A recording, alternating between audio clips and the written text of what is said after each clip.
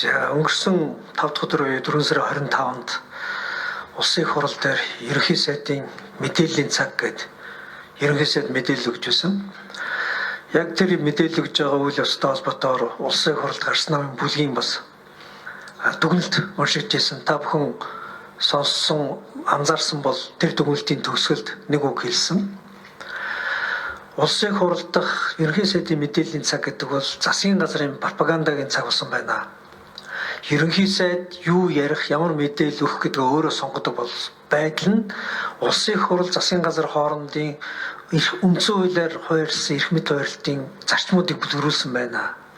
Парламент бол төрийн эрх хэрэгтэйд байгууллага, засгийн газарт хариуцлага тооцох ийм эрх мэдэлтэй байгууллага.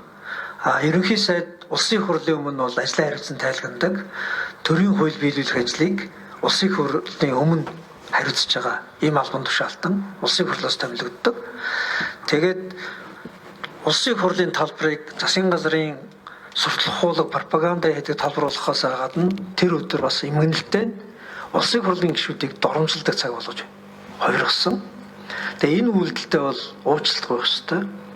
Өнөөдөр засгийн газрын тэргүүлж байгаа хүн хууль биелүүлэх ажлыг Улсын их хурлын хариуцахаас гадна Монгол улсад байгаа энэ гендрийн хорооны бас өтөлдөж байгаа албан тушаалтан эмэгтэй хүнийг, Улсын их хурлын гишүүнийг ийм байдлаар доромж харьцаж ерөөсөө болохгүй. За өнөөдөр Арс намын бүлгээс гаргасан шийдвэр бол ямар шийдвэрийг илэрхийлж байна гэхээр ерөнхий сайд оюун эрдэнэд болон Улсын их хурлын дарга амар ёслолтод хуулинд нь хаяглагдж байгаа. Ерөнхий сайд уучлалт гуйх ёстой. Сая зөвхөн гэрэл даргын хэлсэнчлэн Улсын их хурлаас болон Улсын их хурлын гишүүн Баярмагаас уучлалт гуйх ёстой. Гэхдээ Улсын их хурлын чуулган дээр уучлалт гуйх ёстой.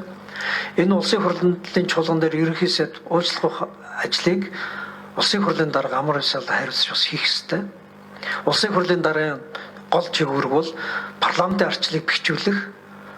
Энэ парламентыг, энэ Улсын их хурлыг Улсын их хурл шиг байлгах тэр ажлыг хариуцж байгаа спикер.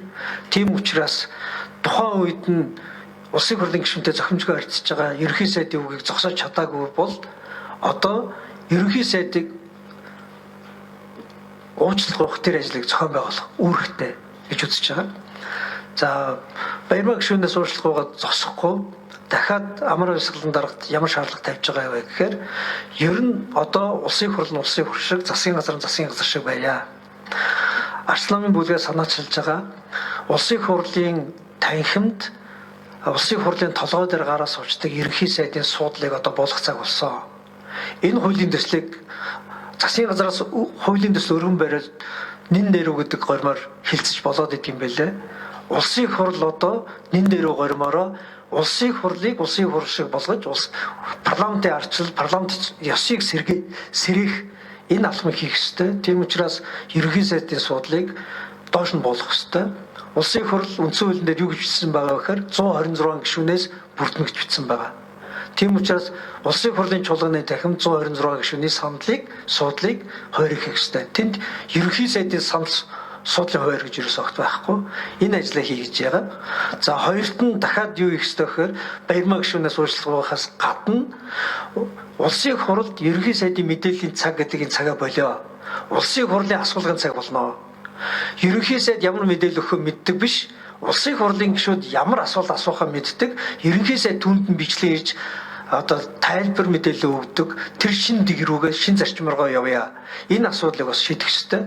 Ингэж шийдээгүй учраас л бас саяны одоо энэ зохисгүй бүтүүлэг харьцаа гарч байгаа. За гуравт нь дахиад ерөнхий сайд Баярмаг гишүүнээс уучлалт гуйх биш. Улсын их хурл дээр дахиад ямар асуудал шийдэх ёстой вэ гэхэд ерөнхий сайд нь хүртэл худлаа ярьдаг, бусдыг доромжилдгийнхаа төлөө хариуцлага хүлээдэг тэр тогтолцоотой болох ёстой. Улсын их хурл дээр чуулган дээр мэдээлэл өгж байгаа, үг хэлж байгаа төрийн албаа хаагчаад ходол ярьж байгаа бол нийтийн албанаас зайлуулагддаг, хариуцлага хүлээдэг энэ тогтолцоороо шилжиж байгаа гэж. Энэ гурвыг шийдэж парламент шиг болно, засгийн газар шиг болно. Улсын их хурлын гишүүн ард түмний төлөөлөгчийн хувьд ажлаа хэн нэгний айлгын сүрдүүлэлт доромжлын дор хийхгүйгээр төлөөтэй хийдэг болно. Парламент мэтгэлцээний талбар болж улс оронд эрүүл одоо хөгжлийн төлөө яриаг ярьдаг болноо. Ингэж үзсэн.